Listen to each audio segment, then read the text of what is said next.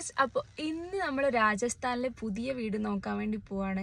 So ഇത്രയും ദിവസം നമ്മൾ വന്നിട്ടൊരു 1 വീക്കായി. ഇത്രയും ദിവസം നമ്മൾ സ്റ്റേ ചെയ്തുകൊണ്ടിരുന്നത് ലീവ് പോയ ഒരാളെ ക്വാർട്ടറിലായിരുന്നു. അപ്പം നമുക്കായിട്ടുള്ളൊരു വീട് നോക്കാൻ വേണ്ടി പോവാം. എത്ര പ്രാവശ്യമായി ഈ വീടിന്റെ വഴി അന്വേഷിച്ച് ഇറങ്ങുന്നത്?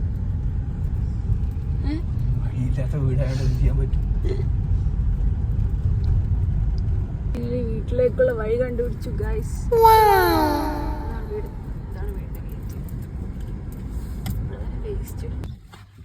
നമ്മൾ മക്കാൻ മാലിക്കിന്റെ ഏട്ടനും അനിയനായിട്ടാണ്. എന്നാലും ഇതാണ് വീടിന്റെ ഫ്രണ്ട് വ്യൂ. ഇതാണ് എൻട്രൻസ്. ഈ എൻട്രൻസിലൂടെ നമ്മളിങ്ങനെ കയറി ഫസ്റ്റ് കാണുന്ന 2 റൂമും പിന്നെ റൈറ്റ് സൈഡിലുള്ളത് ഒരു കിച്ചനുമാണ്.